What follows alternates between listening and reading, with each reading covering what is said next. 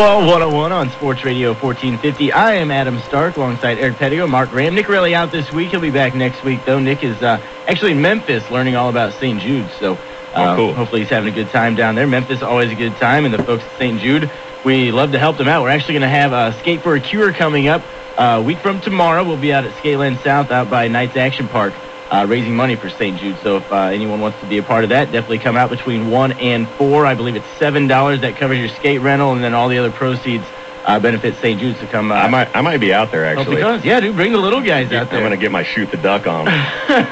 Old school, huh? You know it. Nice. Yeah, always a good time out at Skateland, and, it's for a great cause, so we'll be out there. Absolutely. You imagine strapping a set of skates on me? Yeah. Look out, baby. I'm imagining it right now. I get out of control, and I'll knock down a wall of that building. That would be a sight to see. Oh, you should come out, Mark. You should come out for sure. Just bring a skateboard. There you go.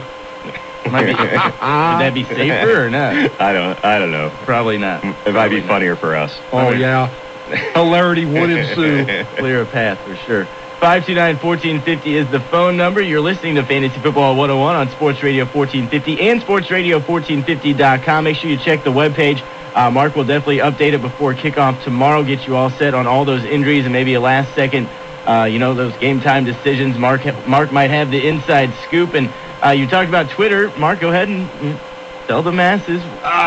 Twitter come out yesterday, boys and girls, and they list most influential in different categories, and the site on there, FF101, is considered the 20th most influential as it comes to fantasy football. Chris Morton's is first, and I'm 20th. What company to be in, baby? What company to be in? There was Mort, man. That's awesome. And great work, Mark. Really good. That is good stuff. I mean, I've logged in under Fantasy Football 101 a couple, and I've posted like 2 things on there. But you keep up on that and getting us some recognition. Look at that, 20th on Twitter. That's incredible. I'm at like 2,000 tweets already. I got to get a life. No, that sounds like you have one, and it consists of tweeting about fantasy football. Right. 529-1450 is the phone number if you have a question about who you should play this week, or maybe offer up a couple of trades. Seems like more trades are being offered now, guys. Not in our league. Well, not in one of our leagues, but in our league we don't have enough guys check their roster. I offer trades, but no one responds to them ever. But in some other leagues, a lot more trades being wound about because there's a lot of big names, as we were talking about earlier, some of the guys that you drafted early not actually putting up points, and so you're trying to trade those name players like T.O.'s being offered up in trades a lot now, Reggie Bush, just because they're not really producing what they have done in the past few years. Well, you kind of have to, I always say hang by your team. Stick with them. You drafted them for a reason. But with a guy like T.O., I was also saying we don't draft T.O. Right. He's not going to have a good season. So I understand trying to trade him, but there's certain guys, maybe like a Brady who's been decent but not great, not like we expected Tom Brady to be. There's certain guys that you just kind of have to hang on and let them come around. For instance, Brandon Marshall got off to a really slow start, and a lot of people were shopping him around, and now people that were patient and held off, it's paying off for him because Marshall's having huge games every week. So you kind of need to stand by your team, and in my league, a lot of people are doing that. Everyone's kind of learned their lesson. We've all been burned a few times by giving up on our team. Right. And so now the trade activity there's been 3 trades in my main league all season, and we used to average about 3 a week. So everybody's holding on to their guys and being careful and waiting for their team to come around. I think that's the way to do it. I think you're right. I'd say there are a couple big names that I'd be tempted if I had on my roster to trade. Clinton Portis would be one. Yeah. Clinton Portis, for the last 2 or 3 years, is always a good early season back. And as time goes on, he wears down real easy. Marion Barber's the same way, and I do the same thing with him. These guys, as the season wears on, they really, really take a lot of hits, and they really start letting down the last 6-7 games. This would be the time to trade them. Besides, with Barber, you have Tashard, Choice, and Jones, who are right now. Choice really looks good, and I think Barber is just going to, as time goes on, go see less and less carries. If you're able to make a trade for like Portis or Barber, or get rid of them, this might be the time to go.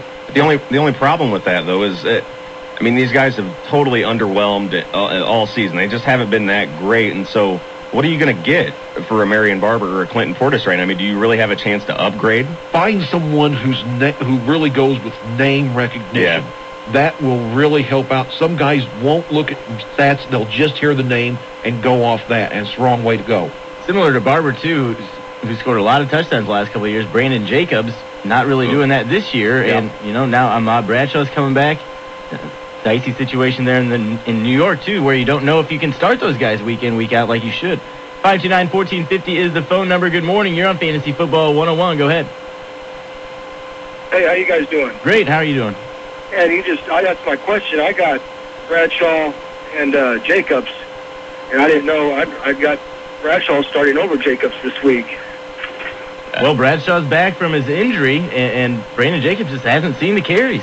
Bradshaw has just done more with less all season, and you got to think the Giants are just going to keep giving him the ball. Jacobs is still their starter, and I actually read that the Giants are happy with Brandon Jacobs, and they're not planning on benching him. But boy, Bradshaw has really, really been productive. I think every week he's worth plugging in. You've got to play Bradshaw. He gives you more opportunity to score than Jacobs does. He catches the ball out of the backfield. He's got a lot more speed. He can break the long one. And Jacobs, honestly, he's been tippy-toeing too much this season. Yeah, he has. And I think his average is like 2.9. That's not going to cut it. Not when Bradshaw can break off 30, 40, 50-yard runs at any time. You called Bradshaw before the season. I remember, Mark. I love Bradshaw. Yeah, you said get him out Bradshaw. So, yeah, good call there, because, boy, he has looked great. You got to wonder how much longer the Giants are going to stick with Jacobs as their number one guy before they just start giving Bradshaw the majority of the touches. Well, early in the season, too, you talk about getting the running back to back up the other running back. Yeah. Well, obviously that caller has that situation going on. We have a guy in our league, too, Mark Gibbs. He's playing both of them. That's how he's solving that situation. He's just going to play Bradshaw and Jacobs, which is risky because incredibly, if one doesn't do anything, then you're stuck. But if you choose the wrong guy at the same time, you're throwing stuff at your TV all day. And we've all been there. We've all been there. Let's take one more break, and we'll be back.